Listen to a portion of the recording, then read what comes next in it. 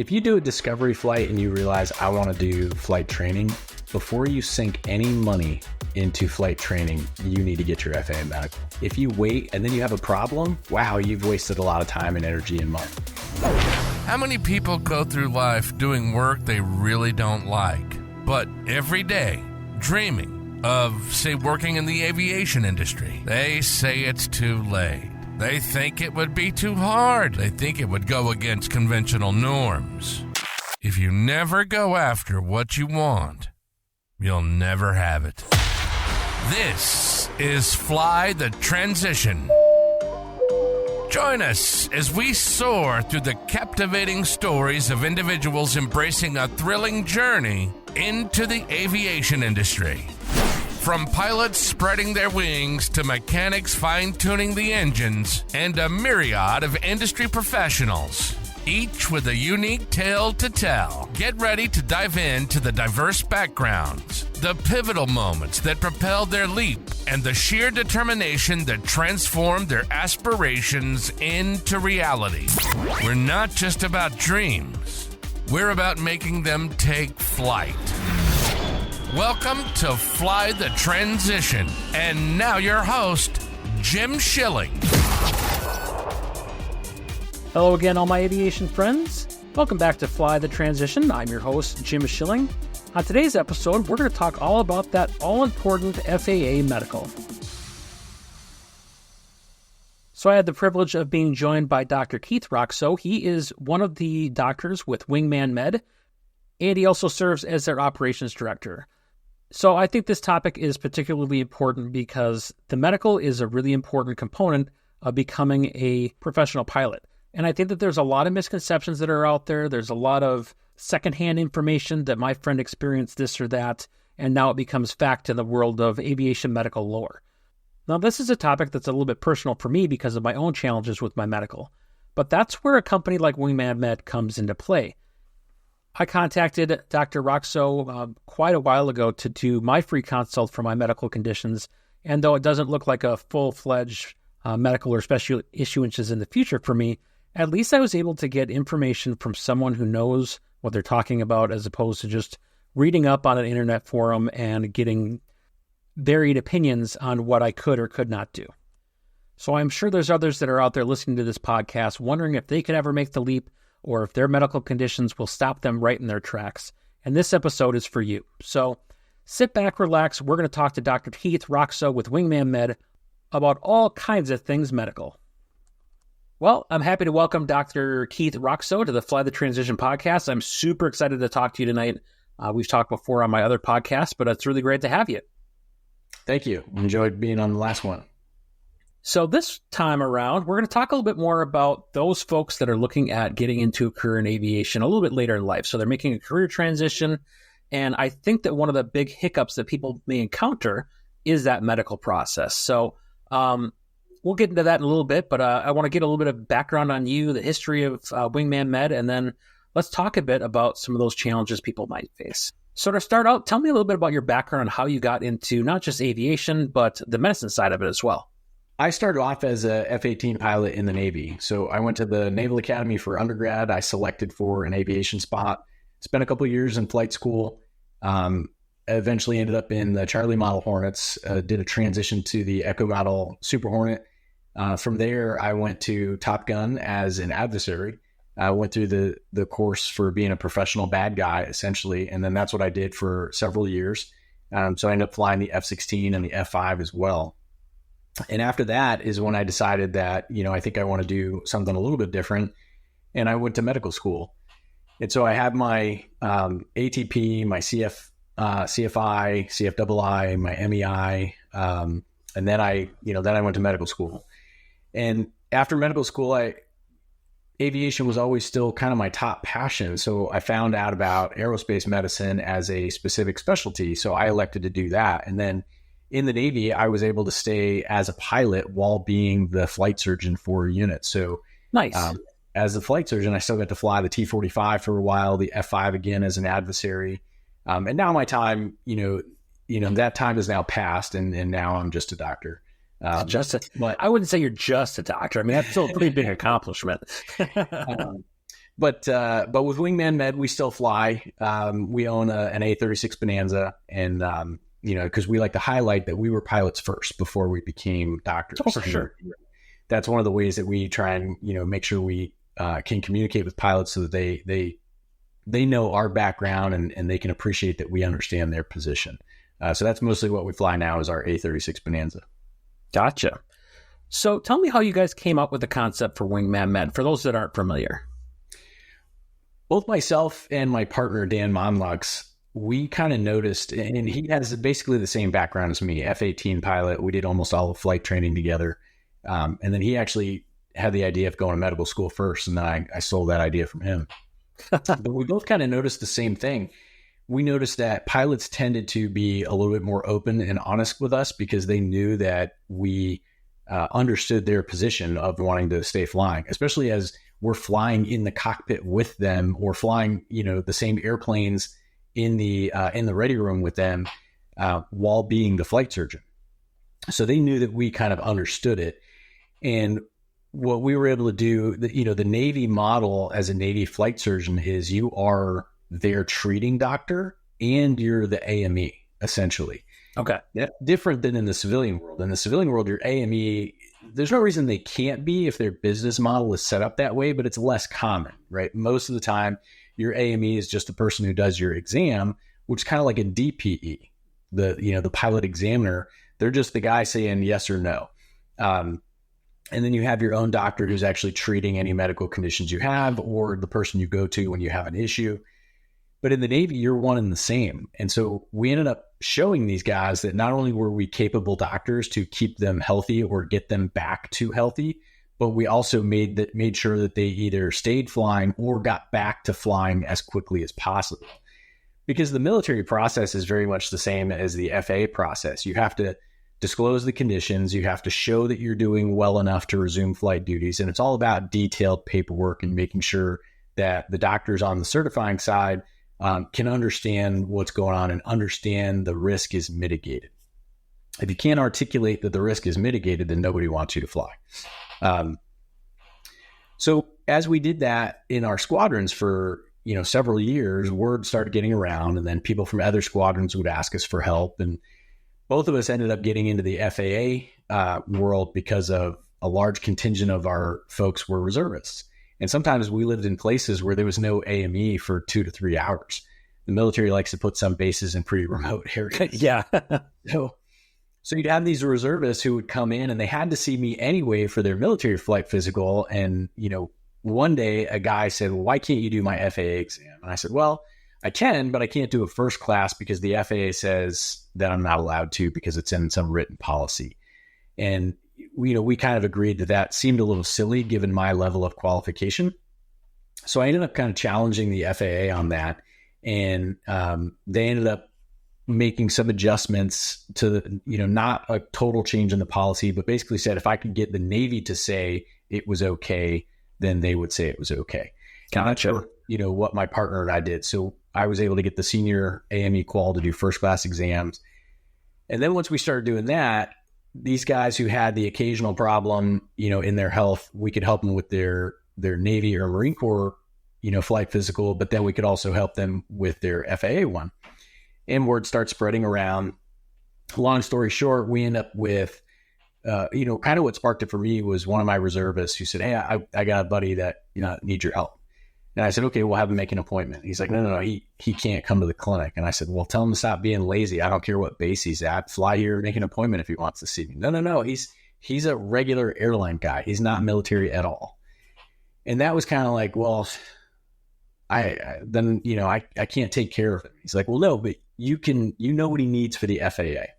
So you just got to tell him what he needs for the FAA and he can use his doctors. And the more I thought about it, I was like, oh yeah, I guess that's true. I guess I can do that. But the weird thing is that I couldn't, I helped that guy and then I started getting more questions.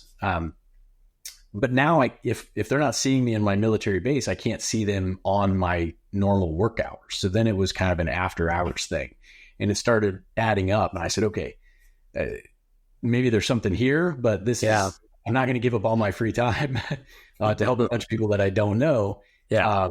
without, trying to figure out how to make a business out of this. So that was kind of the impetus for, let's turn this into a business. And then I can really justify being able to put the time and the energy into it.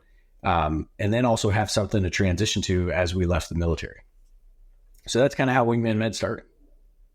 So one of the reasons I wanted to have you on here is talking about people who are working through that transitional period in their own lives into careers in aviation. And I think that a lot of people, I don't know if they necessarily take for granted, or maybe it's just a lack of education, run into this, hurdles with their medicals. So if you got someone out there who's looking to eye that career change, what do you think from your perspective should be some of their first steps? The big thing is to get educated on the process. And I think you're right. It's not so much that people take it for granted. It's just the unfamiliarity with the process. Many people think that going to the AME is just, I'm just going to a different doctor for a checkup, but it's not. It's like having a check ride with that DPE. It's your private pilot check ride, your commercial check ride, your ATP, whatever it is. People generally do not show up to that visit completely unprepared. But that's frequently what we see with people showing up to their AME exam, because they are not looking at it like a check ride. But it is. And when it comes to the certificates, what's the expiration date on your pilot certificate? There isn't one, but there is on the medical certificate. So yeah, unless you're in a Part 121 or Part 135 or the military, where they do, more frequent than biennial flight reviews, where they do frequent line checks and things like that, the medical is the thing that's going to, possibly trip most people up, because you can't really fail a BFR. You just don't necessarily get signed off type of thing. But you can absolutely fail a medical, or you can, be deferred, and then you're in kind of this, administrative purgatory waiting for the back and forth with the FAA. And that's what our primary goal is. A lot of our goal is education. And so get smart on the process. How do you do that? Well, our blog is a great resource. We put out new articles every couple of weeks, and we have, articles on your first FAA medical. And that's a great starting point, because there's a few other links in there. And then we have some resources. We have a MedExpress simulator, so you can fill out all the MedExpress questions just like the real thing, only it's not going to the FAA. And if you can legitimately answer no to everything, well, then you're cleared hot. Go ahead. If you got a few yeses or even some concerning yeses, like a yes on heart trouble, something like that, well, then it might be worth talking to somebody. Now, there's a few options in there. You can try and schedule what some people call a consultation appointment with a local AME. You just have to be careful which AMEs you're talking to. Just like not all pilots are created equal, not all lawyers are created equal, not all doctors are created equal. So, not every AME is really fully up to speed. Many of them are, but not all of them. It's every 3 years is the recurrent training. Well, the FAA puts out new guidance 11 times a year. They put out new guidance. Jeez, that sounds about right. Yeah. So if you're not keeping up on that, myself and my partner, we usually go to 3 FAA seminars per year, not one every 3 years. We actively check, we set calendar reminders. We actively check the AME guide updates every month, because it's almost every month. So we do that every month, and we incorporate that in our disposition. Most AMEs, the exams that come through have no real issues. So when they get something that's complicated, they may not be used to seeing it. So that's the weird thing. You can ask an AME, but they have to have time built in their schedule in order to accommodate a visit like that. The other thing is to understand that these are not doctors that are paid for by insurance. So one thing we'll hear a lot is, well, I went to my exam and my AME deferred me, and now he's not returning my phone calls. He's not helping me out. Okay. Well, you paid him $150 for the exam, and now you're asking him to give you hours and hours of his time to explain things. Have you offered to compensate him for that time? Right. Sure. Again, insurance is not paying it. He's not billing your insurance. You're asking a highly trained professional to work for free. Not necessarily, their business model may not be set up to do it that way, and they probably don't want to work for free. Right. So that's why it can be sometimes difficult to find a quality AME who can give you consultation service. And I think that's one of the reasons why our business has done so well in the last few years. Yeah, that consultation side I think is important. You mentioned a good point that not all of these docs are created equal. So, there's some that just don't have that business model, like you said, to do the consultation work. So, and many times when we meet other AMEs at conferences, they have a hard time understanding our business model because they're like, how can I account for that in my day if I don't have, because I don't know if people are going to want consultations. So if I leave that time open, that's revenue that I'm not making. And so, sure, for us, we started this as a part-time, business. And so we had that flexibility to just leave time open and see if people schedule. And, now we're typically booking 2 to 3 weeks out for our consultations. And that's another thing we do. Again, we do like to be paid for our time, but we offer free consultations because we know that sometimes a pilot's issue is not as bad as they think it is. And sometimes an issue is so bad that we can't help them. If you were just diagnosed with a seizure disorder 2 weeks ago, there's really no, there's no need to go in for an exam. It's not going to be successful. And we can kind of close those loops, pretty early and quickly. And then the pilot has the confidence into, what direction they're going to go. Am I good to go to my exam, or do I have a certain period of waiting before it's even worth trying? So we try and give people that guidance. And if we can't give them a disposition in that time, we can at least tell them how we can help them. Okay. And I think that's a comfort to a lot of folks, because we handle more complicated cases in a single month than most AMEs will handle, in a year. And so I won't say we've seen everything, but we've seen a lot of things. It's rare that something comes up that we haven't handled yet.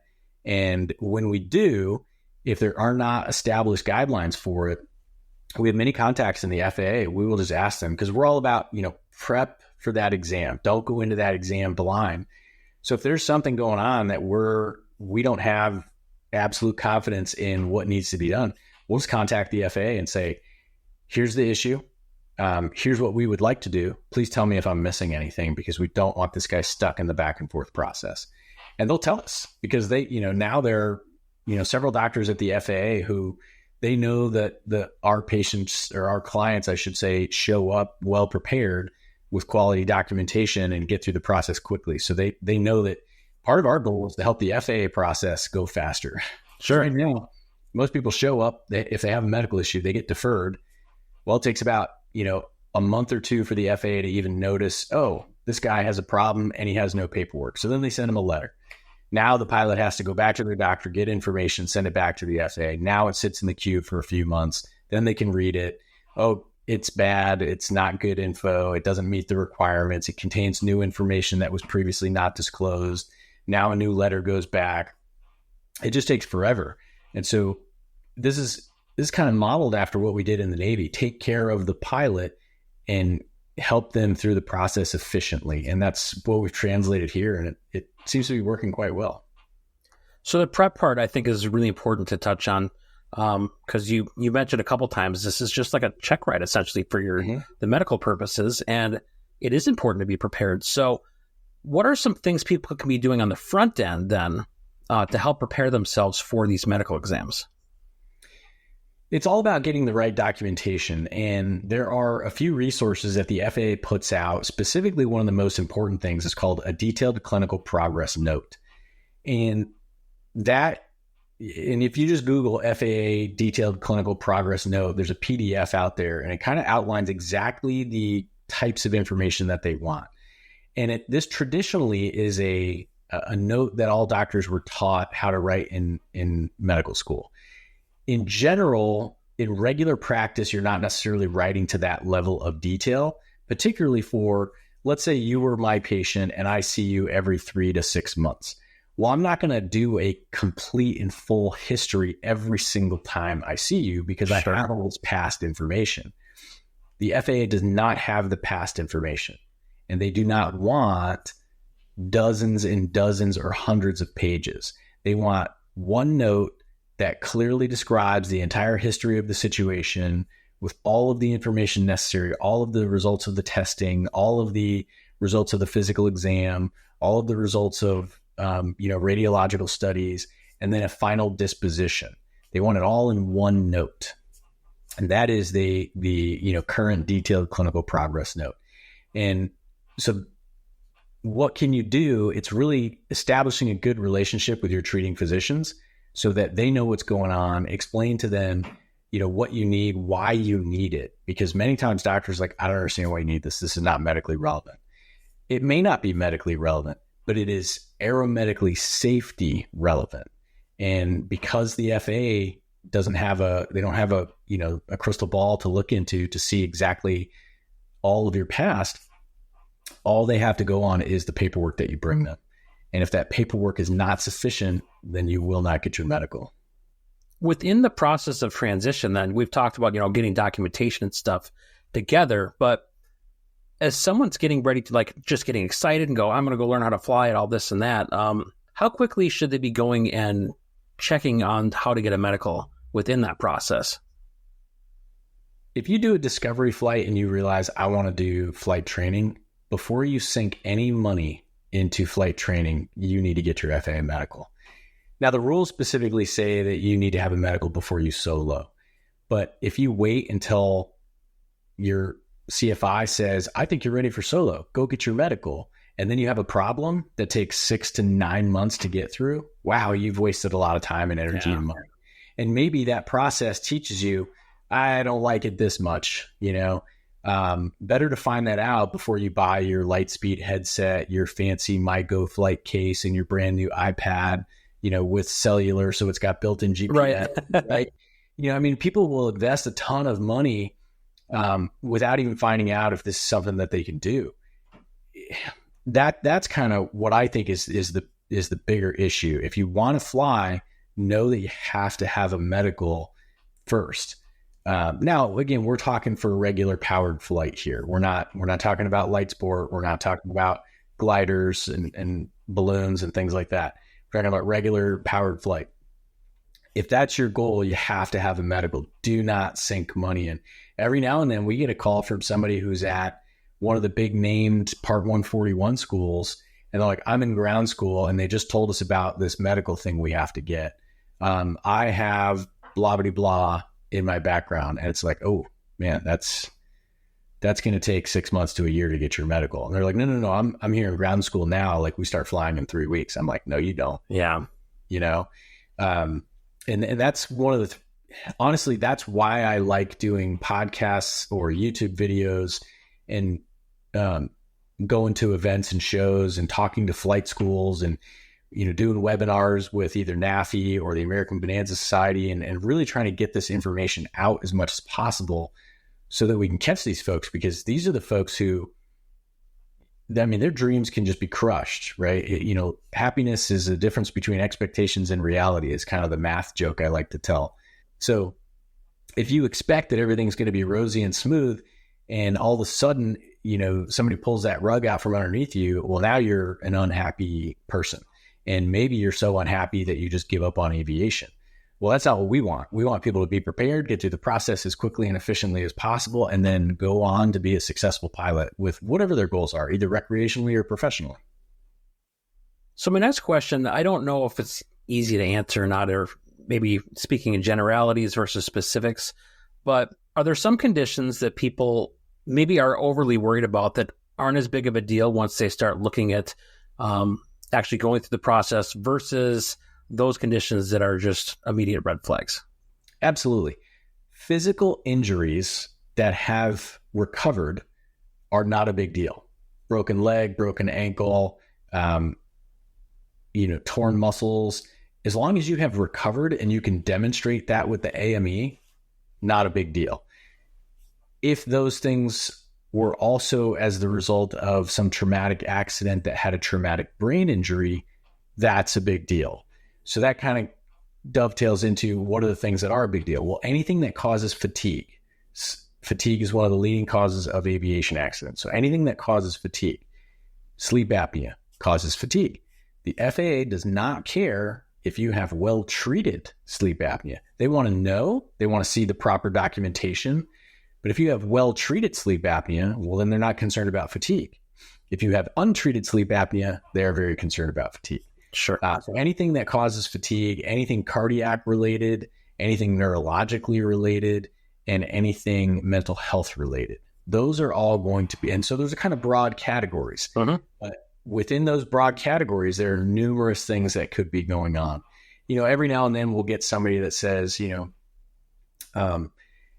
why did you say I have to explain my testosterone supplementation? And I say, well, do you have a brain tumor? And they're like, well, why would I have a brain tumor? And I say, well, one of the initial presenting symptoms of a pituitary adenoma brain tumor is disruption of normal hormone production. So the FAA needs to know, are you taking testosterone supplementation because you have a brain tumor? If so, that's a big deal. Yeah. If not, then they don't really care. But that's a major distinguishing characteristic between why you would be using testosterone supplementation. So it's important to have good documentation that rules out any potential brain tumor. And then you're fine. But if you just walk in thinking, oh, well, I have, mildly low libido, or I would have, mildly low testosterone on testing, so my doctor gave me some, that's going to cause a problem because you have not convinced the FAA that you do not also have a brain tumor. And that seems a little weird. Like, why would we automatically look for a brain tumor? But the FAA is not a treating physician organization. Their medical certification division is more like a car insurance company. Okay. It's more like, what is the risk to aviation? You have to eliminate the risk. So when they see certain things, hearing loss is a great example. If you have a sudden hearing loss, well, one of the primary distinguishing characteristics of another tumor is sudden hearing loss. So if all of a sudden you've lost some hearing, they have to be concerned, or lost a decent amount of hearing within a relatively short period of time. They have to be concerned about that. And that's different from what your treating doctor necessarily looks at. And so it takes people by surprise because they're looking at it from a different angle. An analogy that I like to use is that if you call up your insurance company and you say, hey, I'm 22 years old and I've got 10 speeding tickets in the last 6 months and I just bought a red sports car, I would like to have insurance. They're going to say, no, go somewhere else, So that's kind of the difference in how the medical certification department looks at medical conditions compared to how the regular doctor looks at them. That's a really interesting way of looking at it. I guess I hadn't thought of it in that sense. I mean, I know that the FAA is, particular about certain medical things, but that is a really interesting perspective. So we talked earlier about the MedExpress simulator. And so if someone wants to go through the process of that, it obviously comes to you guys and do you do some review of it, or it's like there an algorithm that just kicks out that you're going to have a problem, or how does that work? Well, it's free to use. People can just use it to look at the questions and figure out, okay, how am I going to answer these questions? There's an option at the end. There's a little checkbox where if you want us to review it and provide you some feedback, that is a $50 fee. Okay. If you do not check that box, we never see your results. It just, it goes off somewhere. You get a copy emailed to you. So you will get a PDF copy emailed to you for reference. But if you want us to review it, that is a $50 fee. And then one of the aerospace medicine physicians will review it and then provide you with some kind of general feedback. Okay. It's not a substitute for our full consultation service, but some general feedback on, these are some considerations. This might be a better way to word things. Don't forget to articulate why this is an issue. And sometimes we may say, like, you shouldn't have any problems. Sometimes we may say, you might benefit from setting up a free consultation to talk about how we can help, that kind of thing. A lot of times we have blog articles on many different topics. So if somebody has, let's say they have hypothyroidism, well, we have a blog article on hypothyroidism. So we can just link that and say, if that's their only issue that they marked, hey, go ahead and read our article on hypothyroidism. If all that makes sense and you and your doctor can work that out, then you should have no problems. If you have any additional questions or you're concerned about making sure the paperwork is correct, by all means, set up a consultation. So that's definitely an option. The other thing that it's good for is we only offer one free consultation. Okay. And we also kind of have some limits on that. So if you no-show more than once, then you kind of get, put on the bench. You're not allowed to book any more time. Sure. Because you're taking time from other people who wanted to consult. For sure. So we do have that policy. And then we also recently have, kind of implemented, when you book a consult, you actually have to accept the invitation for the calendar event. If you do not do that, well, then we're going to cancel it because we're not confident you're going to be there. So again, we're trying to make sure that we're not wasting these spots for people who are looking to talk to us. So that's usually what we'll do. We'll give people those options. But the MedExpress Sim is great for people who've already used their free consult and they want to talk to us again, but they weren't quite ready for our subscription service, or they didn't want to pay for the full consultation service either because they didn't feel they needed it, or they just had different questions. So it's a good option for people either way, either as the opening way to engage with us or just to test out for free, or as a follow-on to a free consult that they've already used. Before we get back into this episode, a quick word from those who make the Fly the Transition podcast possible. Aviation friends, are you looking for eyewear that's as adventurous as you are? Look no further than Flying Eyes Optics. Their ultralight, comfortable, and durable glasses and sunglasses are perfect for pilots. They are designed by pilots, for pilots, and for my money, they're the best aviation eyewear that I have ever had. If you or that special pilot in your life are interested in Flying Eyes, check out our affiliate link down in the show notes and use code FlyingMidwest10 and you can get 10% off your next purchase at Flying Eyes. Aviation enthusiasts, have you heard about my friends over at Pilot Quarters? This pilot-owned family business is crafting your next favorite flying shirt. Their chart-inspired merchandise comes in camp shirts, polo shirts, and more. And by popular demand, they're adding lightweight fleece hoodies and long-sleeve tees to their collection. So head on over to pilotquarters.com today and soar in style.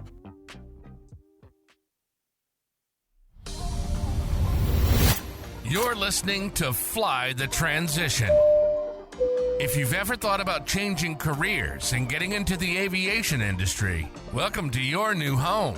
Now, back to your host, Jim Schilling. So the next questions I have are kind of in the space of FAA medical myths, because I'm sure there's plenty of them out there.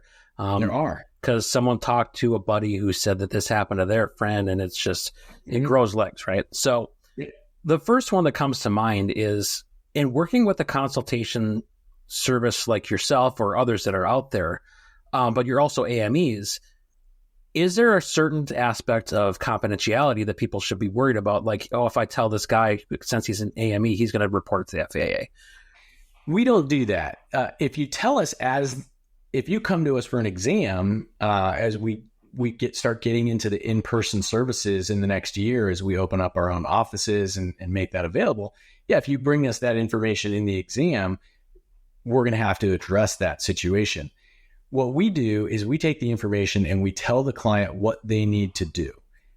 We do not tell them to hide anything. We do not tell them how to get around things. We say, this is how you get through the process. But because they have not applied for the exam yet, we're under no obligation to, and the last thing I'm going to do is call the FAA and say, hey, so this guy who has never even applied for an FAA medical before and is thinking about it, he told us he has this condition. So if he ever applies, you better make sure he said, no, we don't do that. What we do is we tell the client what they need to do in order to get through the process correctly and as efficiently as possible. And it is up to them to, either accept our advice and follow our advice or to not. But I don't know exactly what they're going to do with the advice that I give them. So I do not automatically assume that they're going to do the wrong thing. I don't have to treat people that way. Now, there is a caveat to that. If we're going to call anybody, we're going to call the FBI. And that's because you told us you're going to fly an airplane into a building or something like that. So we're not going to call the FAA, we're going to call the FBI. So, but that would have to be a pretty serious, imminent threat that seems very credible. And to date, in almost 3 years of business, we have not called the FBI yet. Well, that's good. Yeah. So the next question I have is, this is something that was floating around in social media, and I'll be honest with you, I got myself caught up into it as well as I was seeing some of this information out there. But I mean, there's plenty of veterans that are out there that have served on the enlisted side or even on the officer side that now want to go into aviation now that their military service commitment is up.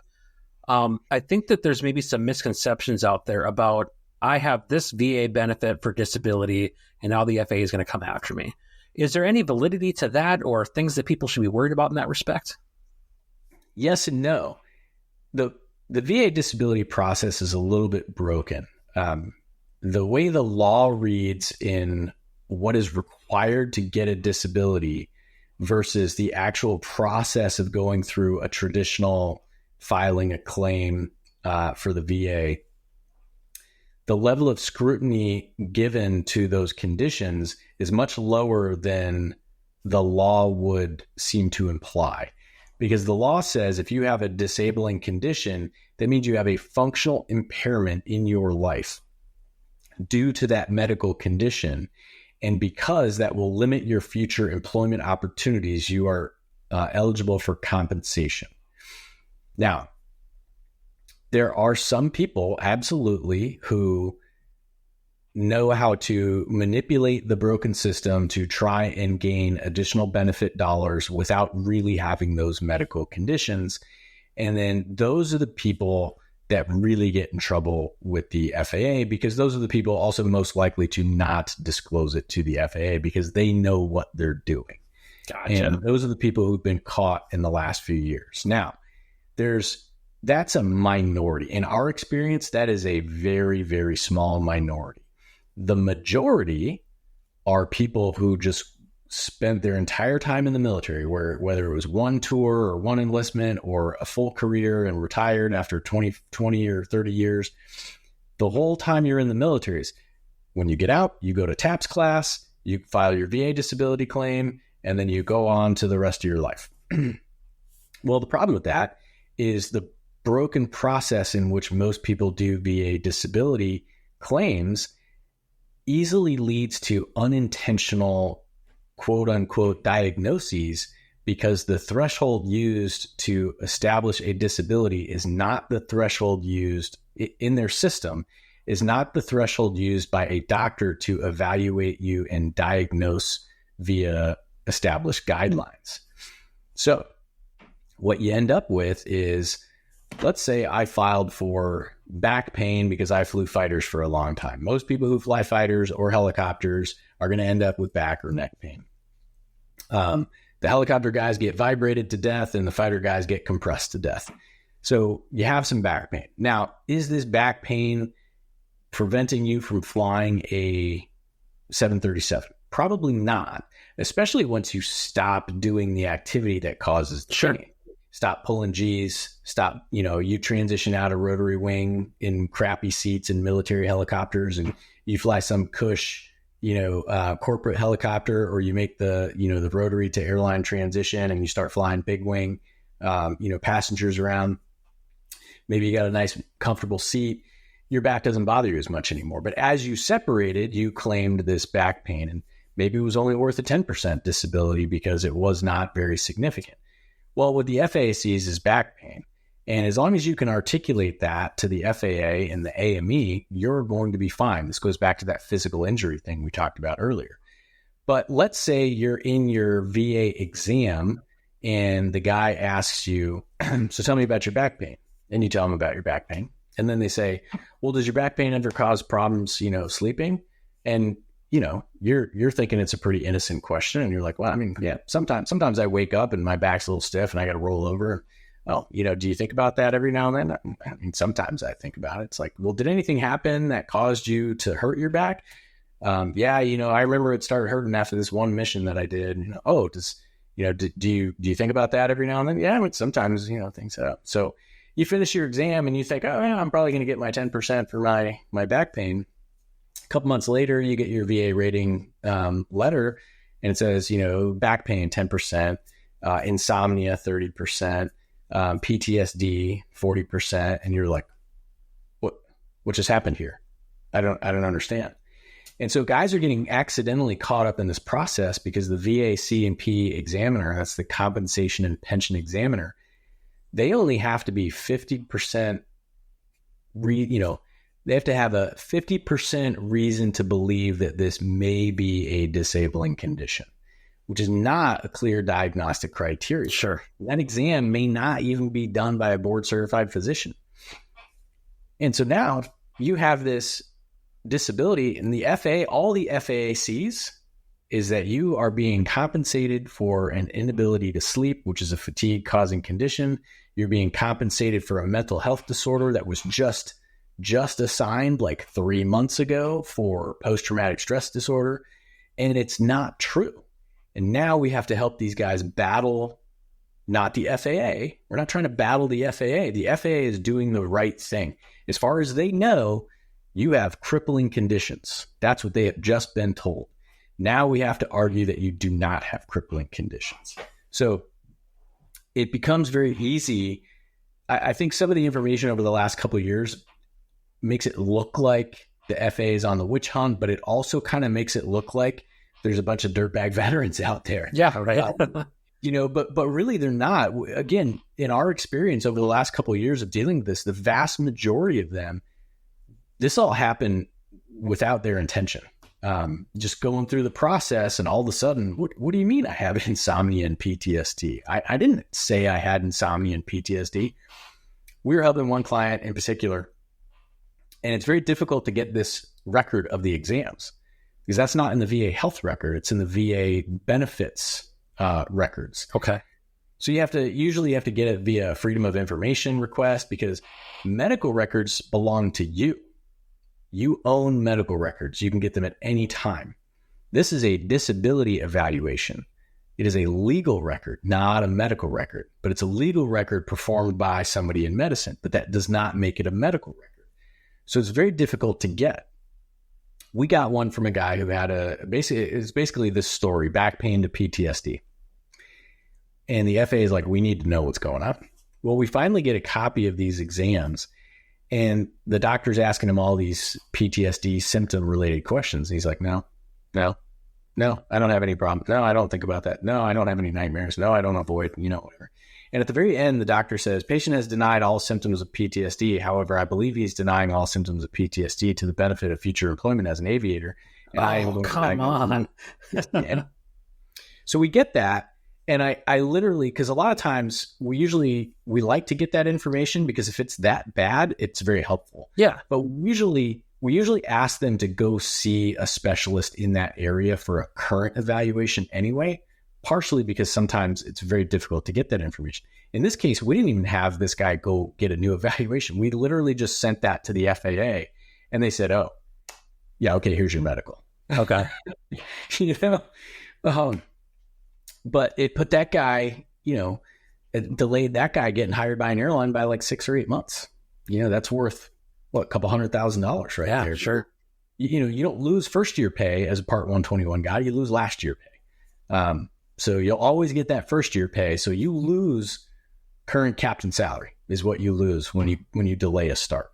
And so, and that's why we started our own VA consultation service.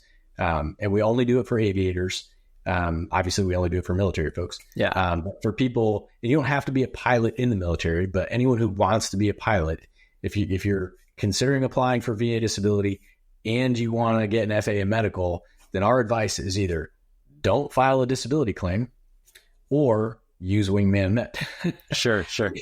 Because otherwise there's just too much of a roll of the dice. Yeah.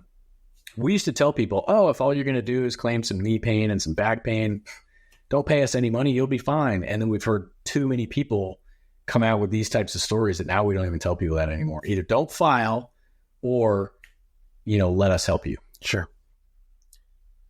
So in talking about PTSD, that kind of brings up my next myth point here. There is a opinion out there, and some valid, some not, that these mental health conditions that are out there are just going to sink you as far as any medical. But I understand that it takes a really long time to work through the process, but it's not entirely the case that any mental health condition is just going to shut you down, right? Correct. Let me ask you this.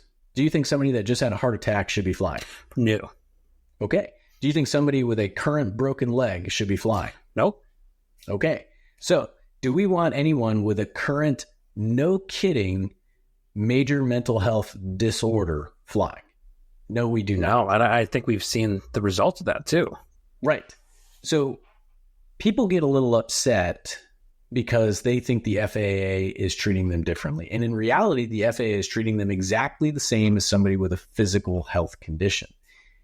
you have to be treated, you have to recover, and you have to have good documentation that shows that. Now, the broken leg, you don't really need documentation for that. You can jump up and down in the AME's office. That's all the documentation you need. Heart attack, well, if you want to fly on a first class medical after a heart attack, there's a minimum 6-month wait. And that's a 6-month wait before you can even start the testing. Never mind 6 months, submit your application for the medical. No. It's 6 months wait.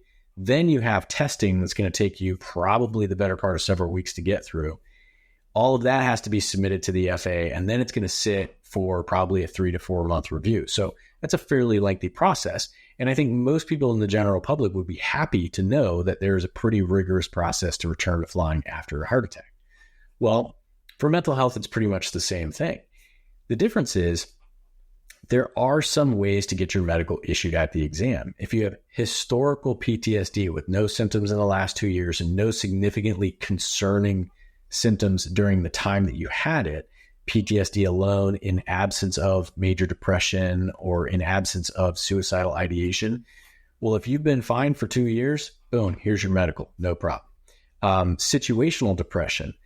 Sometimes people get a little extra sad after a particular event, whether it is, the death of a loved one, or it's a significant, workplace environment issue, and things are not going well. And, that's okay. You probably shouldn't fly when that's going on, just like you shouldn't fly while your leg is broken.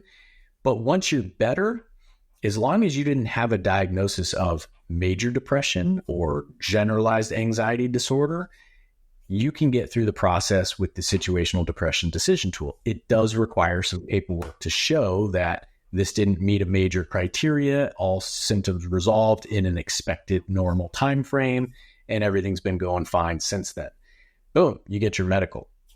Another thing we hear is once you've recovered from something, you can never seek treatment again. And that's absolutely not true as well. For example, when you're reporting medical visits on MedExpress, there are many things that are not reportable. I don't have to report getting an immunization. So I got my flu shot. I don't have to report to the FAA I got my flu shot. I don't have to report physical therapy. I don't have to report massage therapy. Those things all can be very helpful to your health.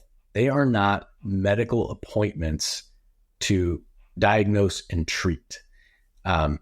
You do have to report the orthopedic surgeon when you break your leg. Yeah. Because that is a doctor who is doing, evaluation and possibly treatment. So you do have to report that. Well, on the mental health side, it's basically the same thing. If you see a family counselor or a marriage counselor or a member of the clergy to help you through some issues, that is okay and not even reportable to the FAA. But if you wait and you don't talk to anybody until you have a full-blown disorder, or you demand to be seen by the highest level medical professional and you refuse to pay for it, so you want your insurance to pay for it, well, then you're going to get diagnosed with something. And now you have to deal with that. And maybe they overdiagnosed you because that's the way they get paid. So is that the FAA's fault? I would say that's not the FAA's fault because, again, they are literally going off of the paperwork provided to them. Yeah, that's just the nature of that system of they got to get paid somehow, and it's going to involve a code and billing. So, right. From your perspective, what is the biggest medical consideration people should be having before making a career change? Are you healthy? That's the big thing. And not subjectively, but objectively. If you looked at another individual with the same exact medical conditions as yourself, would you consider that person healthy? Because it's difficult to objectively look at ourselves. A lot of times, we think we're better drivers than we are. We think we're better pilots than we are. We think we're healthier than we are. So if you can take an honest assessment of would somebody else think that this guy is pretty tip-top and healthy, then you're probably okay. But if you have a lot of medical conditions, it doesn't mean you can't fly. It does mean it's going to be more work. And so that's kind of the bigger thing. So, and then the other thing is not everything is compatible with flying. We recently had somebody contact us and say, I had a lung transplant for pulmonary fibrosis and I had pulmonary hypertension. And I said, I'm sorry, man. I don't think you're going to be able to fly. Pulmonary hypertension has significant impact on the oxygenation of red blood cells, which feeds the rest of your body, which as you climb in altitude becomes a bigger and bigger impact on that individual than a normal person without that condition. That is just not going to be very compatible with aviation. Not everyone is meant to fly. It is not a constitutional right. The other thing that people, get a little mad about is I only want to fly a 172. I don't need to fly a Boeing 747. What's the big deal? Well, right now the law is you have to have a third class medical at a minimum before you can go basic med. Mm-hmm. What is the limit on the size aircraft you can fly with a third class medical? Third class medical, there is no limit on the size of the airplane. So the extreme example is John Travolta, who had a Boeing 707 third class medical. But while that's an extreme example, there are plenty of people who fly turboprops and business jets off third class medicals because they're owner operators. Now, the risk inherent with the size and speed of the aircraft goes up pretty dramatically. The size, speed contributes to a greater potential catastrophe with an impact in the ground, and the complexity of the aircraft go up. So as long as that law says that you have to have a third class medical before you can get basic med, then it is entirely reasonable for the third class medical to have more stringent standards than basic med because there's no limit. Sure. Now, if they change that, that's a different story, right? Light sport, driver's license only, but again, 1,310 pounds, that's, or 1,320 and 120 knots. I mean, that's your max. So there's only so much damage you can do in a light sport airplane compared to applies PC-12. So I know how to get a hold of you, obviously, but how do others get a hold of you if they are interested in checking out that simulator or in using your consultation services? The best way is just to go to the website, wingmanmed.com. In there, right on the center of the website is a button called Free Consult. There's also a pop-up that will come up after a period of time, and that's the best way to interact with us. There's a menu in the upper right-hand corner, so if you want to look through our medication search tool or the MedExpress simulator or our blog, that's how you find those items. But yeah, and it's always best to put in a note. There's a little comment box, like, what the purpose of the consultation is, because sometimes you can get faster help by putting in a note there. I have a question about hypothyroidism. Well, our nurse will send you a link to the article. Okay. So you can read that article and then decide, do I actually still need a consult?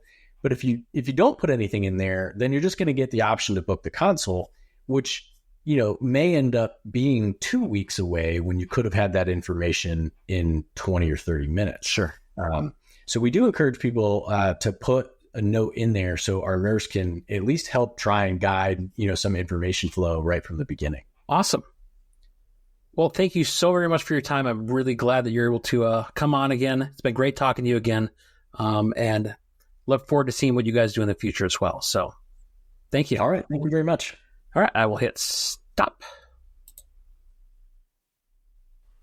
Well, thank you so much to Dr. Keith Roxo with WIngman Med for joining me on this episode of Fly the Transition. I think a couple of the biggest takeaways for me is to look at your FAA medical examination like any other check ride situation. You need to know what you're getting yourself into, and you need to prepare for it, just like you would any other type of examination. The AME is not there to be a diagnosing or treating physician. They're there to make sure that you can safely meet the criteria set by the FAA or point you in the direction of a special issuance if that's necessary.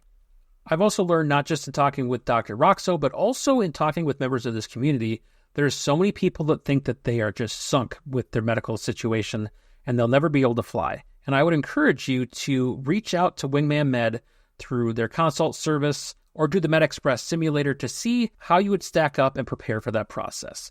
So go check those guys out, wingmanmed.com. They have all the information you could be looking for as far as how to get a hold of them and use their services.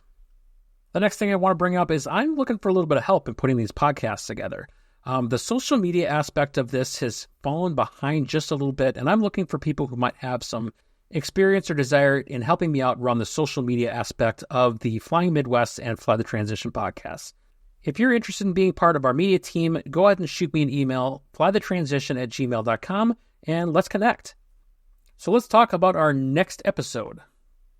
Next time around, we're going to talk with Jared. He is currently a Part 121 pilot for a regional airlines. But before that, he had a master's degree in math education, worked as a high school teacher, as well as business analysis with insurance and financial sectors. We'll hear how his burnout with cubicle life drew him into the regional airlines world. Before I go, don't forget about our Discord community. If you'd like to join in the conversation outside of these episodes, send me an email, flythetransition@gmail.com, and I will personally send you an invite to join that community. And as long as you've got that email address, if you're interested in being a guest on the Fly the Transition podcast, shoot me an email there or reach me on any of my social medias. Those are down in the show notes. And we could talk about getting you on the program. And finally, if you like what I'm doing or think that there's others out there that could benefit from hearing this podcast, make sure that you go onto those podcast platforms that you're listening to right now. Like, subscribe, rate, and review. I read as many reviews as I can on the show.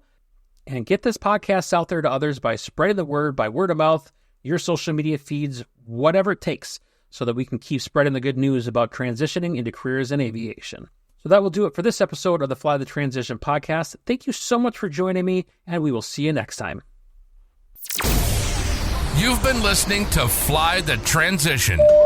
Life is too short for you not to do what you love. And our passion is to give you all the tools you need to make the transition from doing what you do to being in the aviation industry. We hope you've enjoyed the show. If you did, make sure to like, rate, and review. And we'll be back soon. But in the meantime, you can reach out by email at flythetransition@gmail.com. Find us on Facebook at Fly the Transition. And the website for Flying Midwest Media is flyingmidwest.com. Keep soaring. See you next time on Fly the Transition.